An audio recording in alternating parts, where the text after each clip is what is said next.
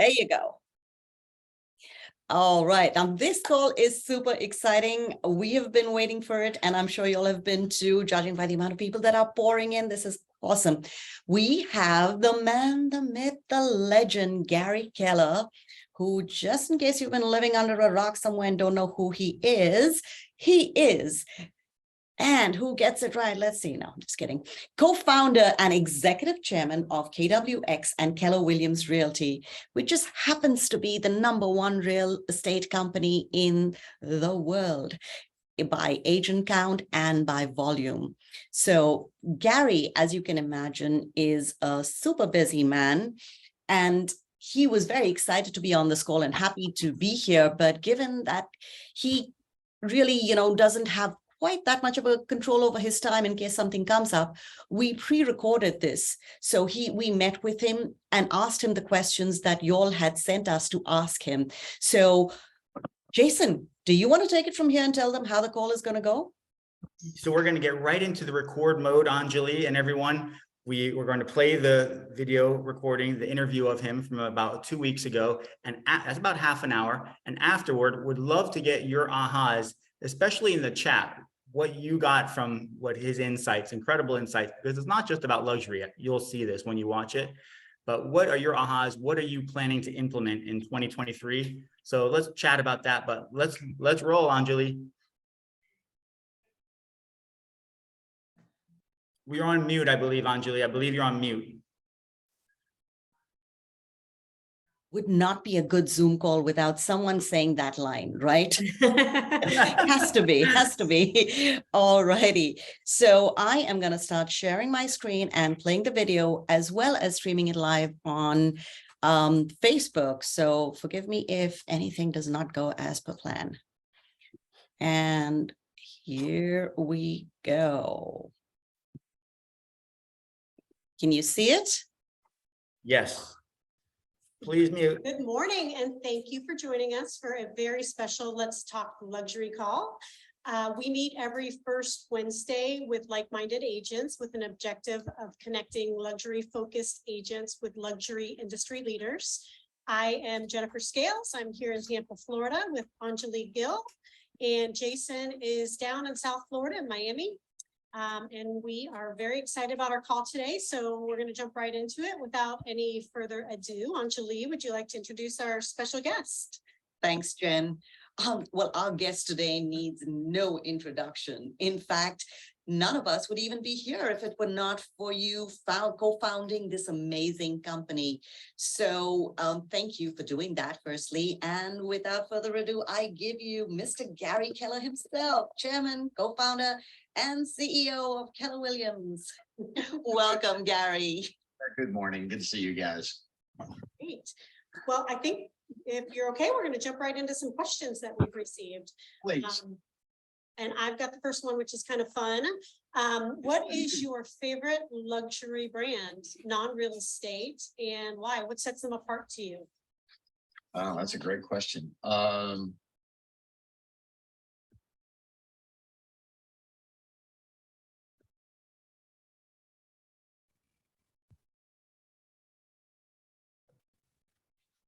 Volume issues.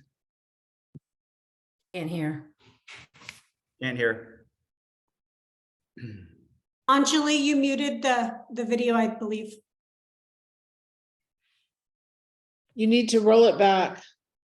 Will do. Will do. Sorry for the technical glitch. Sorry, give me a second.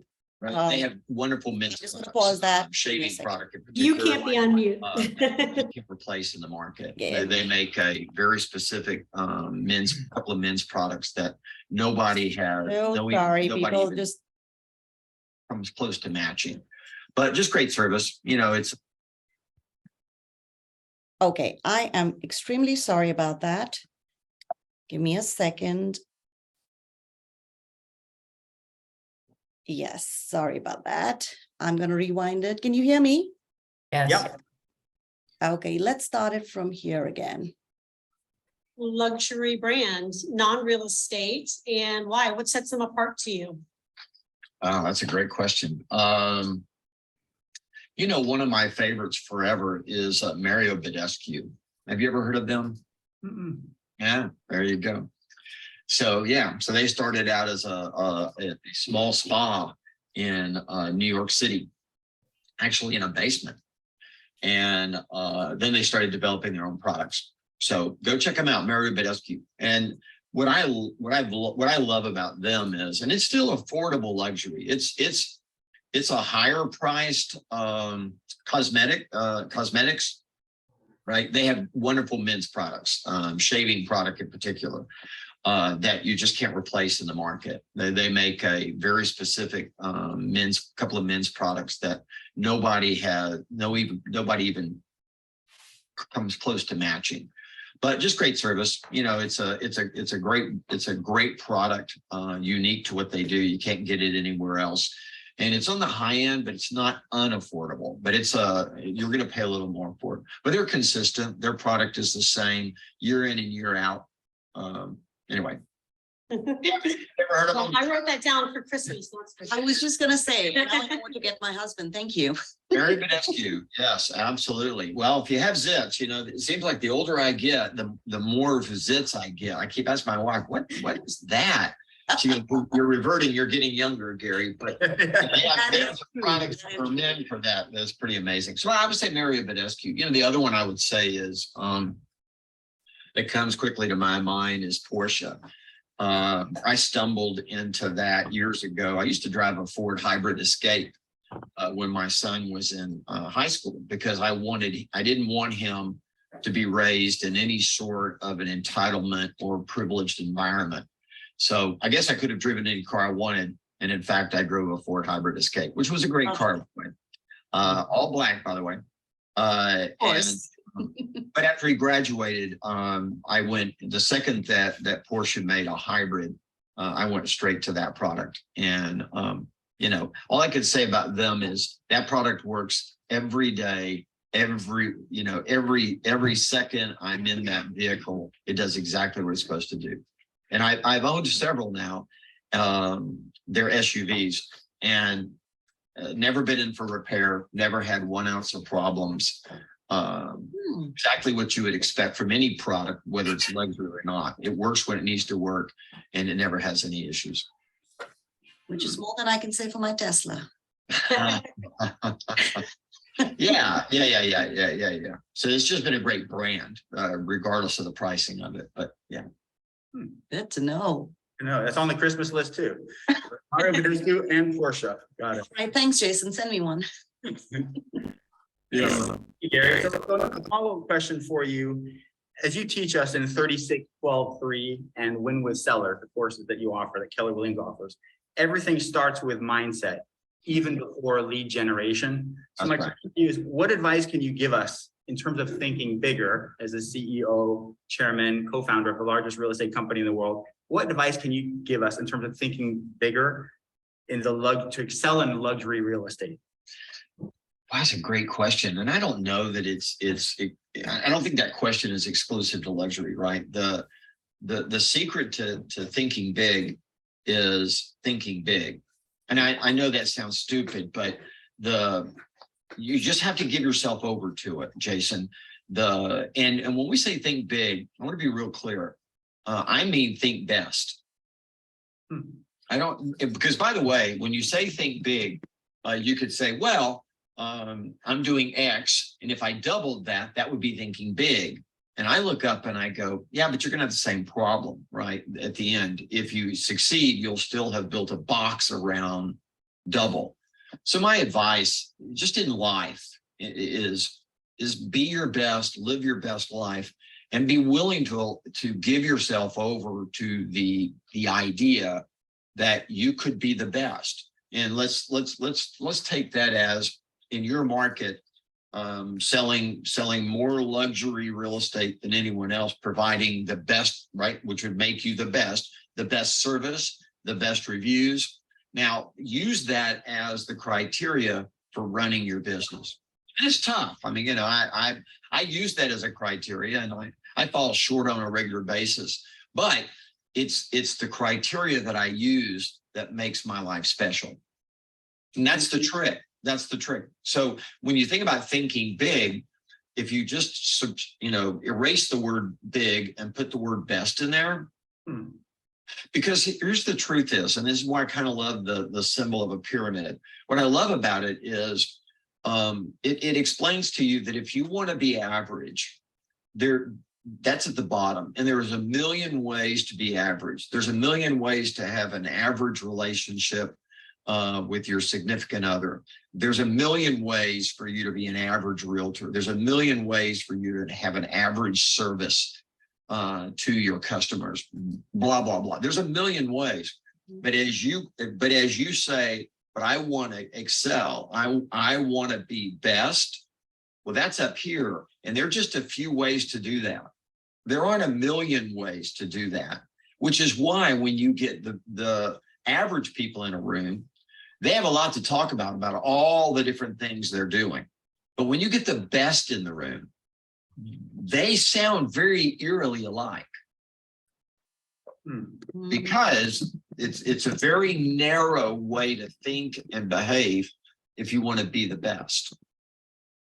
So can we follow up? What are those, if you don't mind, when you're with the best in the room, what are those things that sounds eerily the same? Oh yeah, no, okay. So let's just start with lead generation. That they think as the millionaire database. So they all have a database. They basically, right, and they live their database, and they all have that in common. And the main reason is because it's the gift that keeps giving, and it's the least costly, most fun way to generate leads. It costs the least amount of money. You can never be supplanted by anybody else. It doesn't matter what aggregators do. It doesn't matter what other products show up that say to people, hey, come work with us. If you're touching your database, no one can touch you. Gotcha. So it's the least expensive. So you'll personally have the highest net return. And you know what about database? The other thing is it's fun. It's fun to serve people. It is, right? So number one, database, right? Number two, customer service experience, client service experience, meaning that at the very top, and particularly in luxury, very specifically in luxury, at the very top, they are very specific about their client experience. Gotcha. And that's what sets them apart. I mean, right, is they have relationships and they provide a unique experience. Everything else is everything else. Right? Really? They would say, well, why do you use so-and-so?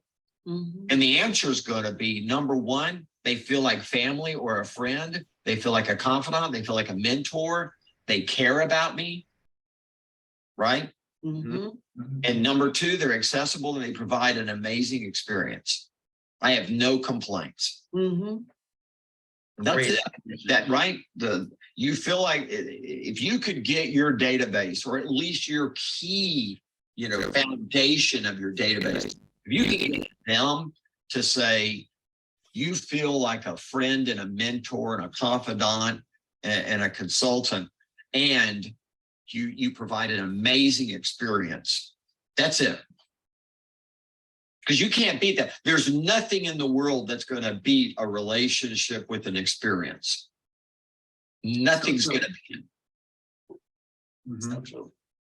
Yeah, Really, like simplicity. What you're hearing you say is simplicity. There's not a whole ton of things. It's like one or two things: database and customer experience. That's exactly right. Everything else is everything else. Everything else is everything else. But you get them in a room, and it wouldn't matter, by the way, let's be clear. It wouldn't matter if we were talking about buying Mario Badescu or Porsche or anything else. It wouldn't matter. Because of the relationship and the customer experience. That's it. Yeah. And by the way, customer, I use the word customer, but the word is really client, right?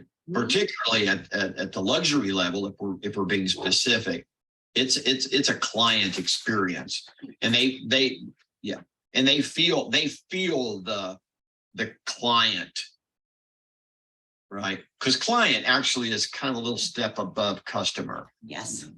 Yeah. Yes. I don't mean that condescendingly or rude or whatever, but it's a different way that you view someone when you think of them as a client. Mhm. Customer might be one time. Client for life. For life. Yeah. Well said. Never settle, as it says on your cup right there. I think you pretty much covered the next question. Go ahead. In your experience, what gets in the way of most agents thinking bigger? Why do you think that is? You know, I know the answer to that is they don't think they deserve it. That would be the first reason. The second one is the misconception about how you live your biggest lie. But they don't think they deserve it. They for whatever reason, they either were raised or developed their thinking as such that causes them to believe that only happens to other people, Mhm. that they themselves will never be able to experience that.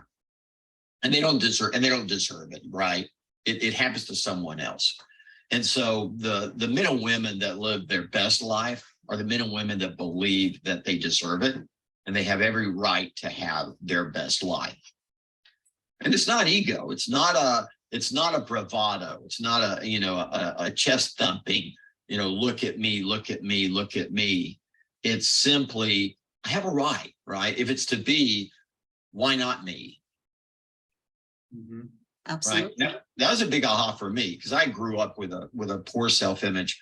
And it wasn't until my 20s that I kind of, looked up and said, hold on, if it's to be, why not me? Mhm. And why you? By the way, my answer was, if it's going to be me, it's going to be me because I choose to allow it to be me. The world's not going to choose me. I have to choose me. I have to decide. Great feedback. Thank you so much for that. Yeah, Julie, I know you had Go some out stuff- and go out and take your unfair share. That's something I learned in Keller Williams. And I Yeah. grew up pretty much like you, believing that we were not worthy or we should not ask for more. So I absolutely love that. Mhm. Shifting gears a bit, what emerging trends are you seeing in luxury that Keller Williams agents should be aware of, Gary? That's a good question. Okay, I'll give you a couple. Please. Yeah, and I'll approach it a couple of different ways. One is, I think that we just need to be aware that online shopping is becoming more and more prevalent in the luxury category, right? I mean, I read some statistics from Bain and Company that by 2025, 30% of all luxury goods and services will be purchased online. Wow. Yeah. The number two is the mono brand stores, Mm-hmm. and they're in that 25 to 30% also. So if you think about it, somewhere in between now and 2025, they predict that approximately 62% of all luxury goods and services are either bought online or they're bought in a mono brand store. A mono So I brand. can order Mono brand the means, best. you go in and you only get that brand's products in the store. Gotcha. Right. Yeah. Here's the other one. Here's another one, and that is Gen Y and Gen Z. Mm-hmm. They will continue to absorb more and more of luxury buying. Right. And they predict that by 2025, the millennials, Gen Y and Gen Z, will make up 70% of all luxury purchasing. 70%. Now, by the way, contrast that to baby boomers, seniors, Gen X will end up only end up at around 30%. So Amazing. being aware that your future in luxury has to include, right, millennials and Gen Z. They just have to, right? Yes. No. By the way, here's another one that I live, and that is resale versus new. Mm-hmm. Yeah, it's in terms of just products, right? In other words, secondhand luxury is a very real thing, right? It's timeliness, enduring, scarcity, desirability, durability, right? Yeah, it's a big deal, right? Vintage affordable is becoming is not a little thing. It's becoming a very, very, very, very big thing. Just being aware of that, being aware. What's important about what I'm saying, I believe, is we have to understand when we say luxury, we're talking about individuals who have money in excess of their basic needs. So they can buy more or they can buy bigger. Right. That's what more money will do for you. It would allow you to have, more of something or more of a variety and or bigger / better, if you will. Yeah. I would say another one is would be seamless shopping experience. Think of it as always on convenience. And in the luxury space in particular, that's a trend that will not slow down, because people that have additional money, they buy time, they buy experiences, and they buy time. So they use money to buy back time, and they use money to have individualized experiences.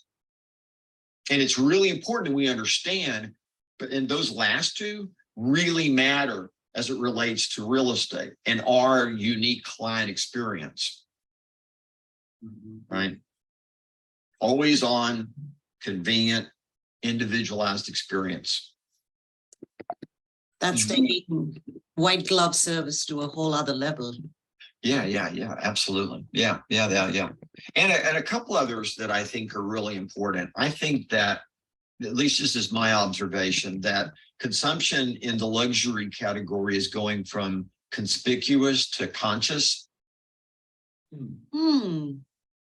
It is. That's the Y and Z's. That's exactly right, Jennifer. That is exactly what it is. That they're changing that, right? This badge of status versus self-expression, moving away from buying luxury goods for status, right? To self-expression. What does it say about them in a different way, right? By the way, here's one I've noticed, and that's owned property versus investment asset. So instead of just owning something, it's now viewed as more of an investment asset as well. I didn't buy it just because it's expensive. I don't own it just because I could buy it. I also have put in an investment thesis into that.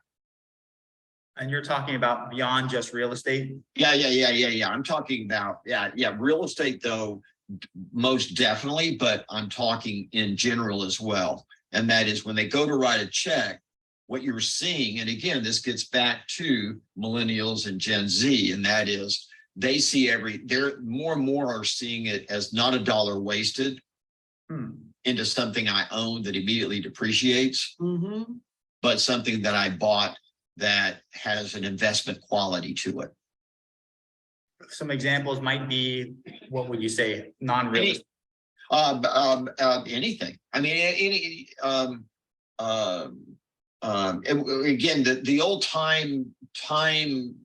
timeless ones would be art, right? Would be an example, but right, not just buying a piece of art, but now understanding it enough to know that, hey, yeah, I like it, but it also holds its value. Because one of the ways that the rich get richer is when they go to write a check, they may spend a little more, but the value doesn't depreciate or decline after they buy it. Gotcha. Right. Most people buy something and the second they buy it because they buy it at a utility price. luxury buys at an investment price. It's really important. That's a good aha right there. That's that make great. I do see that. I do see that as it relates to real estate quite a bit. And to think of it that way is really interesting, the way that you did. It's really important. You know, I stumbled on that early on. My first business chairs in 1983 were I bought two different kind. One was tufted leather that has the buttons in the seat. Mhm. Yes. And the other one, Joe actually Joe Williams bought at a garage sale, paid $1,000 for a burgundy leather couch and two burgundy leather chairs. Mhm. Very minimalist style, by the way, non-tufted. And they still sit in my office today. The tufted ones, I had to replace the seat bottoms like twice and I threw them away. Right. I mean, gave them away or whatever. Right. But I had an aha. Mhm. Right. So like my easels that I use for flip charts are actually 1800s French easels, painting easels. Wow. Well, my aha was I could go buy a really cool antique and I would I had a gentleman, Michael Christensen, is amazing with wood. And I said, look, if you just gave me like a holder for a flip chart that basically inserted into the easel, just like a painting and Mhm. lock it in, I've got a cool easel that, by the way, holds its value. Perfect example. It's that's just a simple example, but right. So so it's not just buying something, it's understanding that when you buy something, it can immediately go down in value, or it can hold its value, or it can go up in value. So we just see this flip where it's not just they've moved away from luxury goods as owned property, and they now have an investment asset quality to it. You're seeing more and more of that awareness. Does that make sense? Absolutely. These were some absolute nuggets, Gary. Thank you. Yeah, by the way, it's one of the reasons why vintage, when I mentioned the whole, the resale secondhand luxury world, the reason I mentioned that is because that's one of the ways that you dust off or knock off what would immediately, if you bought it brand new, the decline in value. But if they go to the secondhand market, they're already buying that already dusted off. You're buying more of the true value or below value when you buy resale. So more and more are beginning to understand how much money they lose if they just go buy brand new. Mhm. And so they immediately go and drop down and right. It'd be like buying a new car versus buying Exactly. buying 1 year used, or going in and buying the car that was the demo car that they'd been driving for 6 months, and they knock off that, the money off the top because of that, right? Or go buy the dealer's spouse's car. Good one. Right, because every year they hand their spouse a new one, Mhm. and they take it, right? Go buy that one. Yeah, you learn real quick that there's a way to buy that maximizes the asset quality, the investment asset quality of it, right? The other one that I've noticed is buying brand versus the backstory. Generic.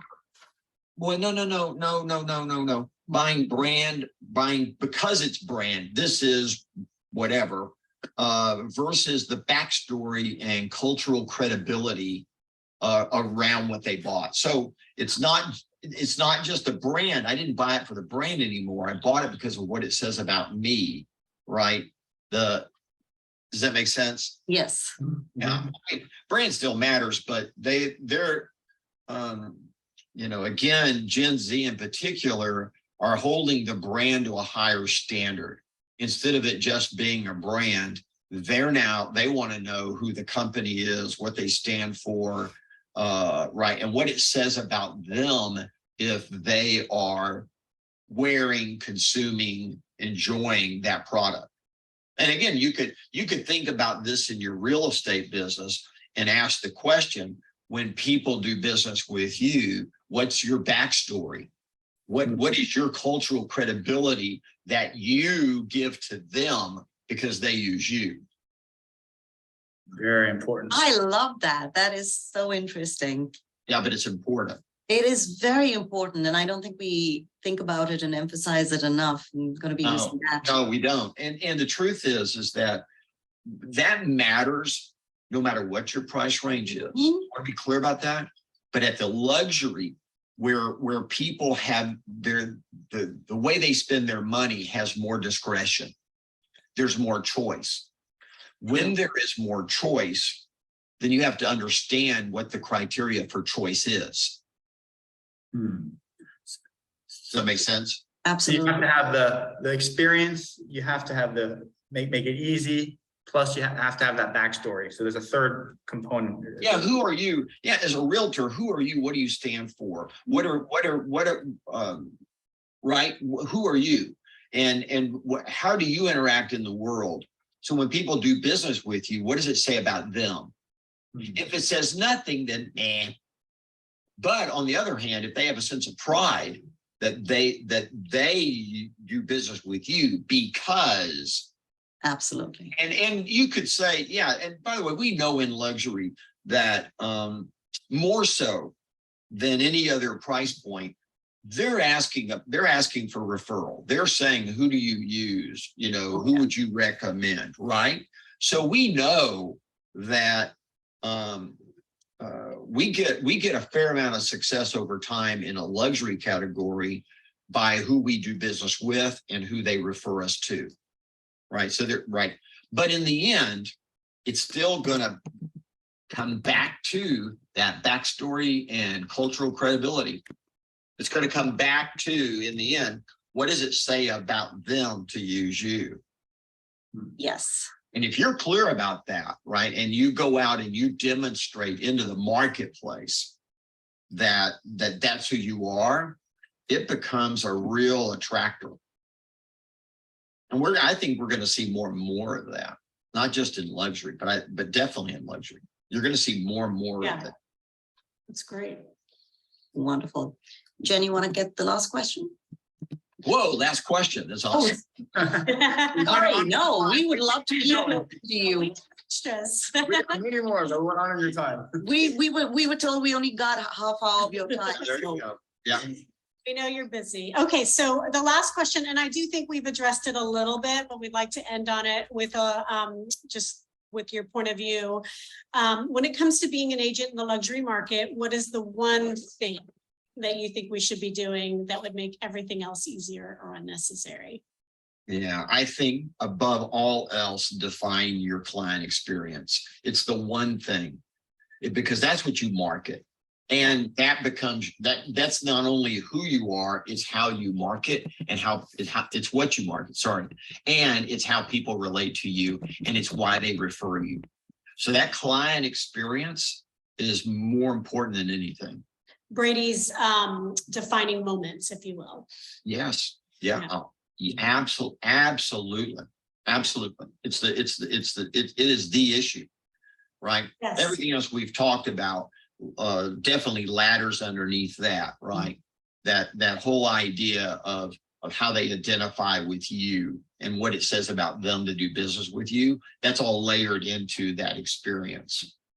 For sure. Yeah, I think that's right. Well, we could talk all day and would love to, yes. This has been so amazing. Thank you so much. On behalf of myself and Anjali and Jason, and we have a complete Let's Talk Luxury community that we'll be sharing this with. Thank you for joining us. We know you're busy and your time means so much to us. No, it's my pleasure. Yes, thank you. We get to share this call with our group here shortly, and then talk about it a little bit. And also want to thank all of our Let's Talk Luxury community for submitting questions. And I don't know if there's anything else that you want to sign off with, but this has been amazing. No, Thank you. Thank you for all you're doing. Yep. It really means a lot that you took the time to spend with us, and Oh, you're those welcome. were some fabulous nuggets that I think all of us are going to implement for sure. Thank you so much, Gary. You're welcome, guys. Bye-bye. Thank you, Gary. Thank you so much. A wonderful day. Great day. You care. Thank you. All right, folks. So there we have it from Gary. Some incredible nuggets, some incredible insights. Can anyone care to raise their hand digitally with a digital icon? What were their takeaways? What's your number one takeaway, ahas, that you got from Gary right there? Some notes that you might have written down.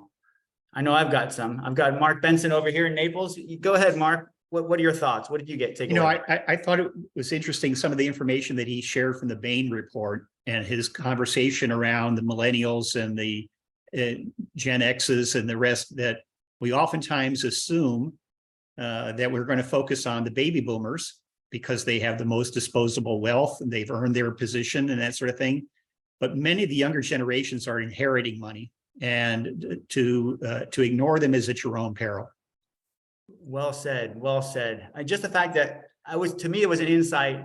Success leaves clues. The fact that he goes to Bain and Company to get his data. So that right there was, okay, perhaps I should be reading more Bain and Company data right there. But your insight right there was absolutely, because you always think about the baby boomers with all the wealth and the downsizing.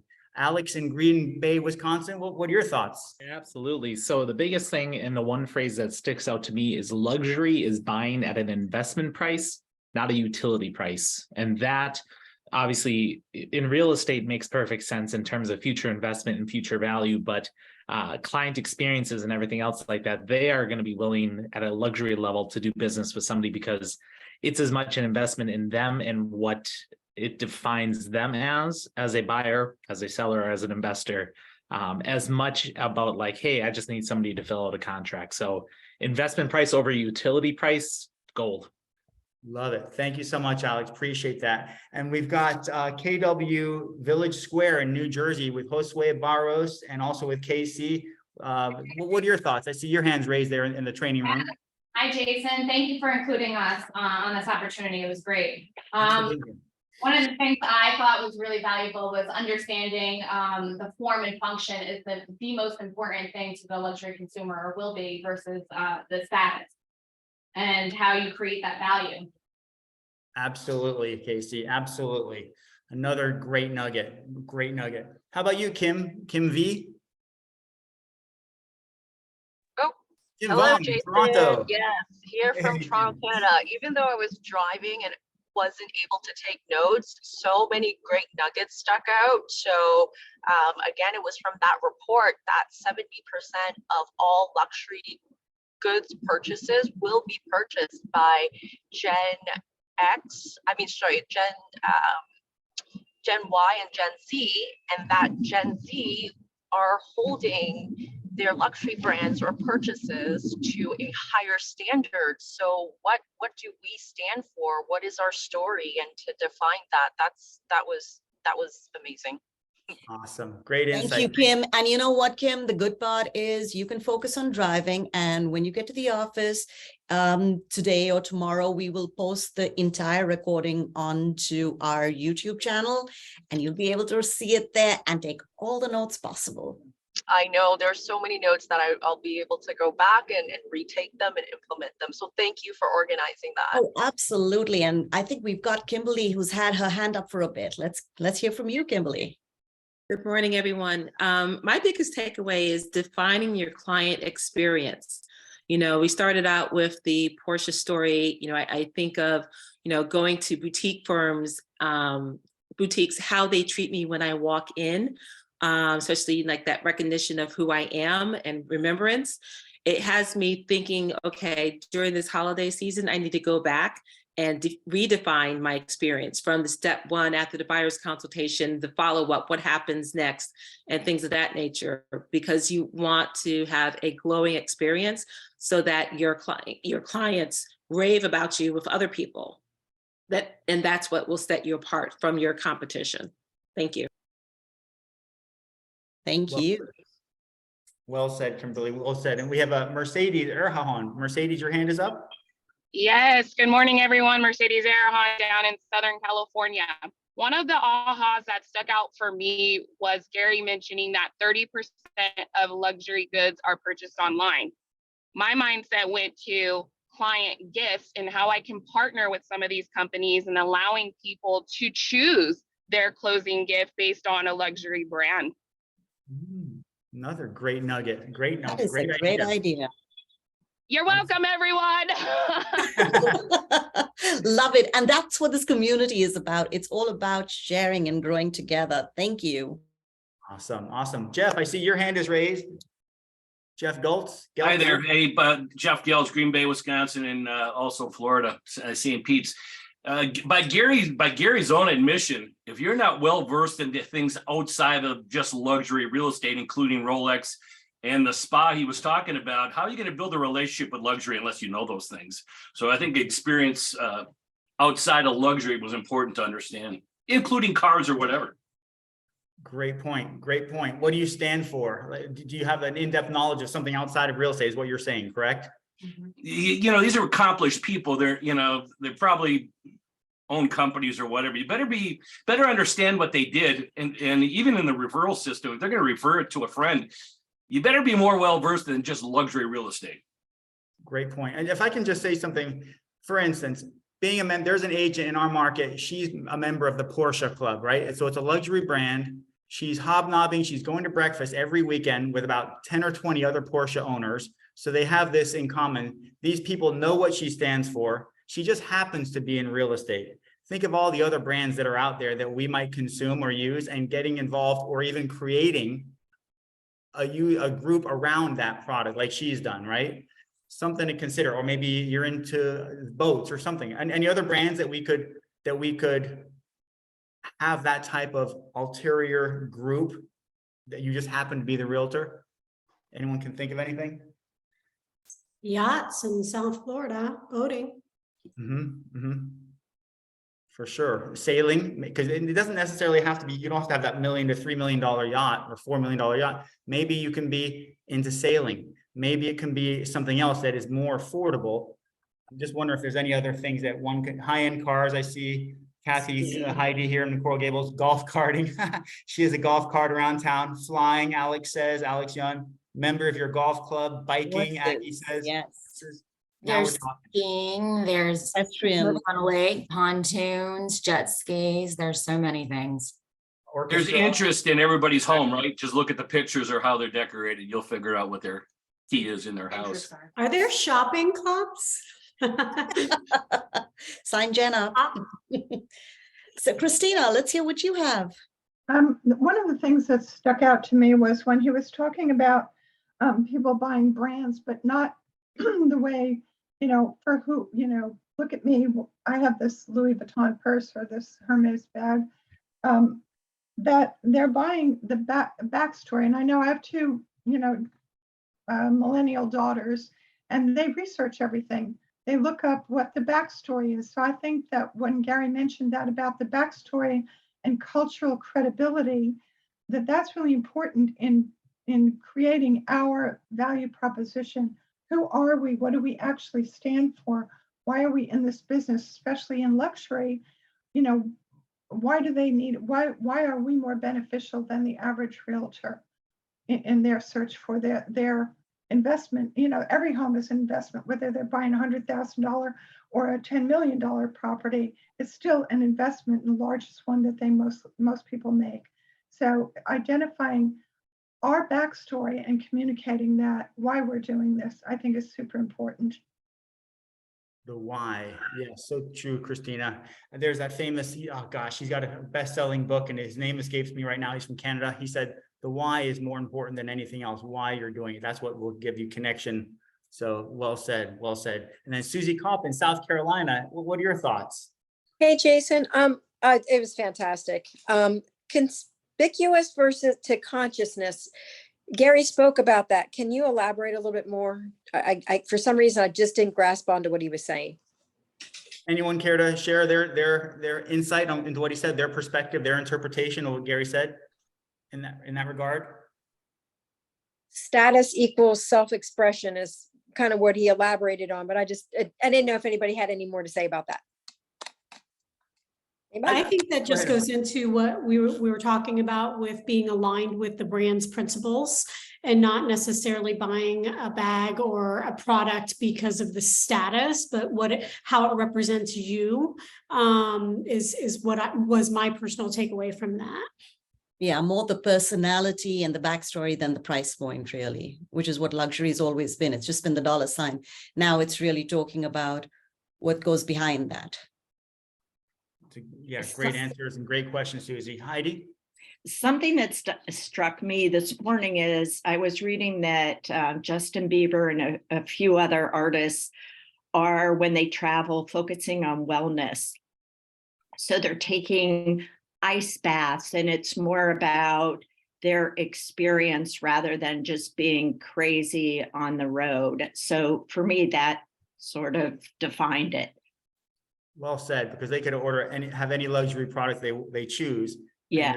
How they choose to invest their money. I read an article about that too. It's an interesting trend. They say my generation, it was all rock stars on the road, with bottles on the stage and rock and roll. and that the younger generation really values their health and fitness, and it has to do with social media and how much time how much is recorded and how much is visible to others. And so there's this big trend in a different type of lifestyle being promoted among the youth because of social media and the exposure of it, and how gross it looks to be partying, or the example was throwing up versus working out and having an active lifestyle. And so it's a visual thing too for the youth or for the youngers. Kathy, your ice bath and some red light therapy coming right up, because I hear that's another big trend right now, red light therapy. Big. Coming right up, and look forward to meeting you tomorrow in Tampa. All the ales that'll be there. Yes. Amazing. So what other ahas? If there's one thing that you can do in 2023 that will make everything else easier or unnecessary as it relates to succeeding in the luxury market, to thriving, what would you say that is based on what he said or what he didn't say? He said to touch your database because no one else can. Amen. That was, yeah. He had a really nice line, the way he said it. Does anyone remember what it was? Like, if you have your data. Yeah, I wrote down every note right here, Angela. He said, of course you did, Jason. What's so interesting about him is that he communicates with the best of the best on every 3 quarters. So he's in the room with them. So it's not conjecture. It's not just, I wonder what, he sees it. He says the best in the room they always sound eerily the same. The best all live by their database. It costs the least money. You'll never be supplanted. If you're touching your database, no one can touch you. And it's fun to service people, So those are his words exactly. Way more fun than calling rude fizzballs and stuff, right? I mean, at least these people know, like, and already have shown that they know, like, and trust you. So, yep, the data bank is where it's at.